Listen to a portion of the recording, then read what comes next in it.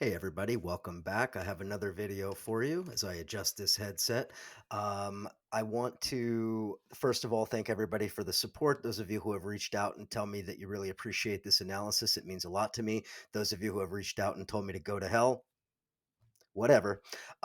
Okay, so let's talk a little bit about Bucha and war crimes. First of all, my great transgression in the last video of continually calling it Bucha instead of Bucha because I'm an idiot and should not have done that without consulting the Russian and Ukrainian pronunciations, which was very easy for me to have checked. So anyway, yes, Bucha, more on the Russian war crimes in Bucha. Did I say Russian war crimes? Oh dear, I must be a NATO propagandist and working for the CIA.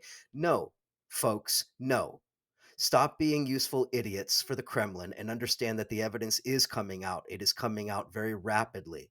It is coming out in a lot of different places. And those who have tried to sow uncertainty around this narrative and somehow absolve the Russians of these ghastly atrocities deserve to be publicly shamed for this. This is disgusting. The narrative is now fairly clear. Information is coming out. More information is coming every day. And we're going to learn a lot about this once an investigation, a real investigation happens. And that is just beginning. But let's talk through what we now know based on, I did a video on this a couple of days ago. A lot has come out since then. I want to talk about what we've learned, what has been reported, and then I'm going to do a careful analysis of one of many, of course, but just one of the sort of Kremlin disinformation pieces that have attempted to muddy the waters on what actually happened. So, first, let's begin with the latest developments. This was reported all over the world yesterday on April 7th that it was reported originally in Der Spiegel, the German publication, that there had been a meeting between German intelligence, sort of a debrief between German intelligence and German parliamentarians, and at that meeting, German intelligence provided recordings that were intercepted of Russian communications. Now, first things first, of course, if you're a Kremlin apologist, you're going to say, well, of course, the mainstream corporate media in Europe and in the United States always lies. Everything they say is a lie. Well, I mean, if that's the way that you're going to interpret the world, then I guess there's no reason even examining any facts at all, ever. You might as well just pick and choose what your opinions are based on what your desires are and then be done with it. That would make you a Trumpist and a fascist because truth is truth, whether or not you want to accept it or not. Okay, so let's just talk through what is being reported, what has been already confirmed, and what still needs to be confirmed, because wouldn't that be what you would do if you were trying to actually ascertain what happened? So, as reported in Der Spiegel, the Russian comms between the soldiers that were intercepted basically match more or less the descriptions of a number of the things, the atrocities that happened in Bucha. First, the obvious one that was described in detail is the shooting and killing, seemingly for sport or for fun, of that poor Ukrainian who had the misfortune of being on his bike on the wrong street at the wrong time. They were talking about this directly in these intercepted communications. So, just right off the bat, unless you're just going to simply say that Der Spiegel made it all up and German intelligence made it all up and they lied directly to all of the German parliamentarians and this is just made out of whole cloth, unless you're going to be that kind of lunatic, then I think you're going to begin to see a picture emerging of what happens here. The soldiers describe not only the killing of this person on the bicycle, they also describe a methodology of killing here, specifically pulling Ukrainian soldiers, interrogating them, and then summarily executing them. Okay, this is what is described in the intercepted recordings. This is certainly jives with what we've seen from the actual from Bucha itself, wherein people have been found with their hands tied behind their backs and bullet holes in their mouths or in their heads. Right? Again, summary execution, there's your evidence. It does certainly align. Now, of course, the Russians and their various mouthpieces say they weren't even there at this time. And we're going to get into all of the disinformation narratives that they're using to try to muddy the waters here. But first, let's just go through what we know. The parliamentarians who were involved in this meeting, who leaked this information to Spiegel, they basically say point blank that the information in the recordings directly contradicts what the Russia's official denials have been. Official denials that they weren't there, official denials that their people couldn't have been involved, this and that. The recordings, at least according to these parliamentarians, the recordings make it very clear that that is a lie. Now, let's talk a little bit about a precedent here. There's actually several precedents that we need to point to, okay? Because first of all, one of the key issues that comes out of this recording, and it's been written about in a number of places already, is that the at least some of the elements, if not all of the elements that were involved in carrying out the killings in Bucha, are directly connected to Russia's Wagner mercenary unit. And specifically, there are neo Nazi elements inside of Wagner, whether you want to call Wagner itself a neo Nazi outfit. I suppose it's something of debate. It's certainly named after Hitler's famous, most beloved German composer for, I would imagine, not coincidental reasons. But either way, whether it is just a Kremlin mercenary outfit or a neo Nazi outfit, or simultaneously both of those things, they are implicated in what happened in Bucha. They were there, and information on those recordings, at least according to these lawmakers in Germany, corroborates that. Now, let's talk a little bit about the precedent, as I mentioned, because the idea of Wagner being in Bucha then has to be put into a broader context of what Wagner has done elsewhere around the world. What are the key areas where we've seen Wagner specifically active? One obvious one is Syria. Wagner was on the front lines in Syria, as we know, as has been reported for years now. Wagner at times suffered heavy casualties when they were, involved in an offensive that ultimately got them bombed by the United States in a very infamous incident in Syria several years ago. But bottom line is, and this has also been documented, that Wagner has been conspicuously present at several massacres that took place in Syria in the so-called war against the Islamic State. So we have massacres carried out by Wagner in Syria. We had a massacre carried out just a matter of weeks ago, actually days ago, really, in Mali. Also easily missed under the radar of the global news situation, but 300 people massacred in Mali, in a town called Mura in Mali. Now, why does Mali matter for all of this? Mali has nothing to do with Ukraine, does it? Actually, it does. There's a junta, a governing junta in Mali that is anti-France, anti-Western in a lot of ways. They actually ejected the French military occupying forces that were there under the pretext of Operation Berkane, the so-called anti-terrorism military operation that the French have been carrying out for 10 years.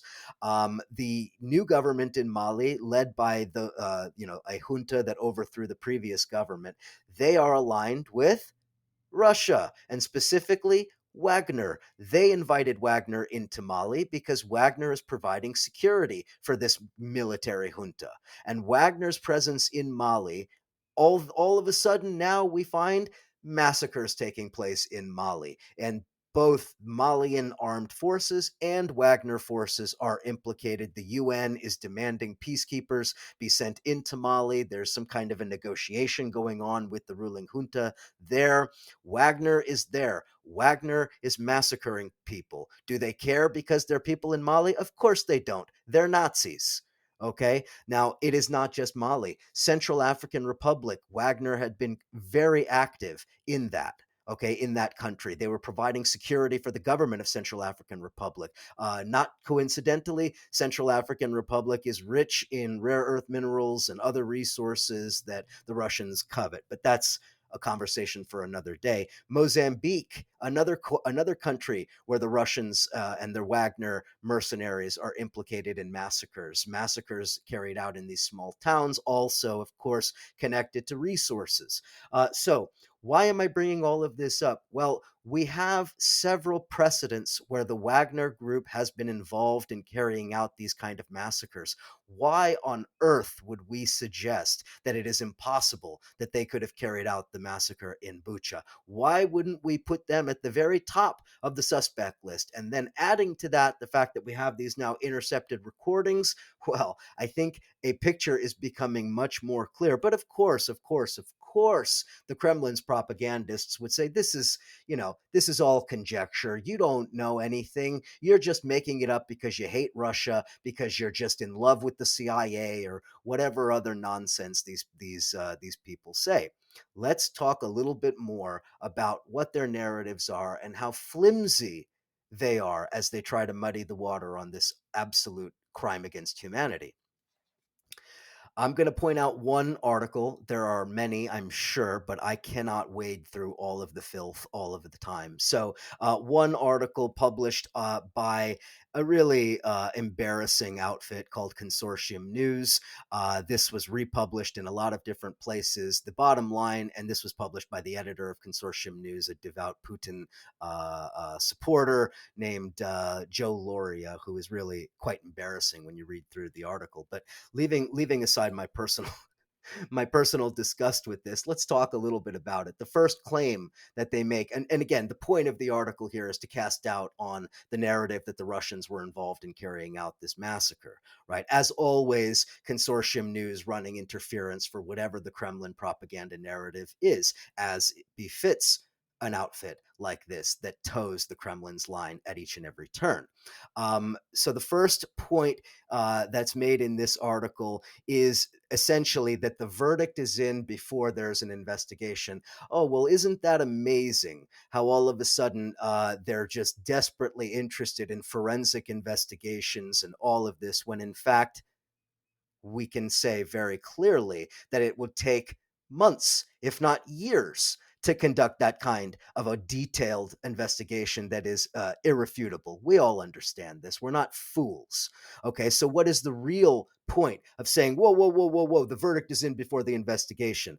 The real point of making that statement is to say that essentially the Russians have been framed. Okay, that it makes them into the victims, that by saying, whoa, whoa, whoa, whoa, whoa, whoa, whoa, wait a second, the verdict is in before the investigation. What you're saying is the Russians are the victims here. They're the victims of a frame job, right? Isn't that amazing how right in the very first paragraph, the prime suspects in carrying out a crime against humanity have been transformed into victims of a propaganda war? Amazing how that happens. Now, this also ignores another element that has to be brought out. And it's painful that I have to explain this to alleged anti-war voices and alleged anti-imperialist voices, but I'm going to explain this again. When an army invades a smaller country and an atrocity is carried out, it is not unreasonable to assume the invading military carried out the atrocity. It does not make it definitive, but it does tell us something about the nature of wars. Invaders are more often than not the ones carrying out atrocities. This is just the nature of wars. The United States, for all of its talk of terrorists and terror cells and, the inhumanity of terrorists and whatever, it was the United States carrying out massacres in Iraq, not Al Qaeda, not Saddam's forces. It was the United States massacring people, bombing wedding parties, doing all of the things that the United States does, because they are the invaders. They are the criminal regime. And in this case, all of a sudden, the invaders are the victims. All of a sudden, the invaders could not be responsible for bombing a theater filled with refugees, for attacking a maternity hospital and killing people, for destroying an entire town and mass executing hundreds of people, right? Impossible. The second point here that needs to be made, that the second argument that is put forward in this asinine article, is that the mayor of Bucha comes out on March 31st smiling, right? Because he's smiling, talking about the liberation of the town, Well, that clearly means that a massacre hadn't occurred, right? Think about what's being implied here, right? That no massacre happened. He comes out, says the town is liberated, and then presumably the CIA or Ukrainian intelligence or whomever tells him, hey, listen, we got to establish a hoax here real quick. Don't start talking about all of this. Don't smile, right? We got to make a fake hoax. We got to make a fake massacre here, presumably to get a, I don't know, no fly zone or something, right? But this is ludicrous, right? The reason there's no mention of the massacre on March 31st is because everybody's been hiding. The massacre hasn't been discovered yet. There are 6 bodies out on the street, on Yablonskaya Street, right? That is what we see in the satellite images. That is what was obviously visible from the very beginning. Not mass graves that they're uncovering days later, but oh no, Consortium News, they've got the insight. He came out on March 31st, he was smiling. Obviously, it's a hoax. Come on, be serious. Don't be a damn sucker. Uh, um, so it's implying that this is a hoax, right? No evidence, nothing presented to show that there's some kind of real inconsistency here. The only inconsistency is what? Because he was happy the day that the invading army left? Come on.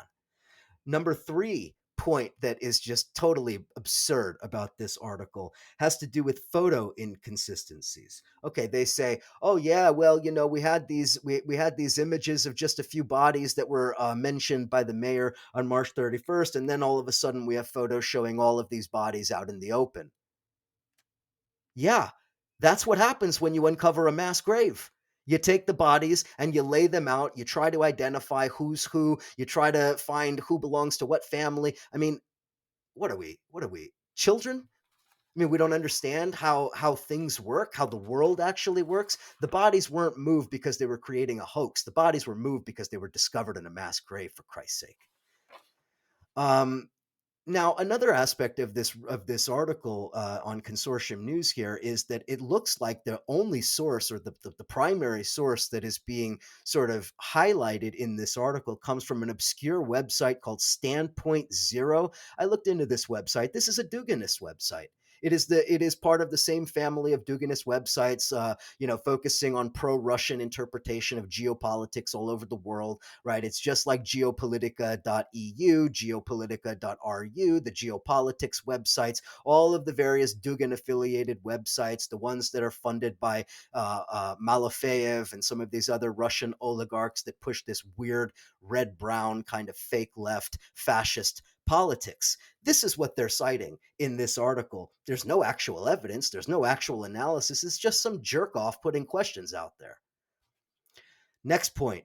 Um, the article raises doubts about what the New York Times is reporting because of the nature of the New York Times reporting. And then it quotes the New York Times piece where they say that they could not rule out the participation of Azov battalion in some of the war crimes that may have been committed. Amazing. In an article that tells you you shouldn't believe anything the New York Times says, they highlight the New York Times pointing out that they don't have definitive 100% evidence on the ground at the time. Isn't that interesting? How when you need the New York Times to prove a point, they're relevant and worth paying attention to. When the New York Times makes a claim that opposes or undermines the pro Russian narrative, well, it's the New York Times and they lie about everything in WMD. Amazing how that conveniently works out every single time. The reason, again, the New York Times made that statement originally is because you need evidence to rule something out. All they had were the bodies. They couldn't say exactly for certain who put the bullets in those bodies. But now we have a lot more evidence coming out, including the intercepted audio, including the satellite images, including a lot of other things and testimony from survivors and all of the things that come out in the days, weeks, and months following these sorts of atrocities. So there's so much more to say, but I'm already against the 20-minute mark, and I feel like I devoted too much time to these jerks. But again, this is my feeling is that we on the left have a clear responsibility to not become useful idiots for Kremlin disinformation and propaganda. The Kremlin is carrying out atrocities, war crimes, crimes against humanity, just like the United States has done for decades. They are doing it in Ukraine. They are doing it as we speak, and the evidence is trickling out. And if you choose to ignore all of that, that's fine. But then don't get upset when people like me call you out for being a Kremlin propagandist. The final point I want to make about this article is that at the very end you get through all of this bullshit, and then in the last moment there's a note added. Oh yeah, by the way, ever since publication, satellite images have come out, and they seem to indicate that there was a massacre, but that we have to investigate that more, and that should be considered. Huh? You just spent 10 minutes going through all of the reasons why the Russians couldn't have carried out this massacre, why we shouldn't believe that the evidence that we've seen is actually pointing to what it's pointing to. And then at the very end, oh, yeah, by the way, more evidence has come out. We probably should look at it a little more. This is the kind of dishonesty that we're dealing with on the left. This is the kind of fake leftist analysis that needs to be shunned. It needs to be broken down. It needs to be discredited. I mean, I personally will do my best to debunk these narratives as best I can, but everyone needs to be equipped to do this on their own, to read through these articles and understand who these people are, what their purpose is, and why they're trying to flood the information space with all sorts of alternative scenarios that strain credulity and that are simply not true. It is a disinformation operation, a disinformation war. And those people that are making apologies for these war crimes carried out by the Russians, they are on the front line and they are on the wrong side. We stand for peace, not for Russia's war crimes, not for America's war crimes, for peace and for justice and for solidarity. Talk to you next time.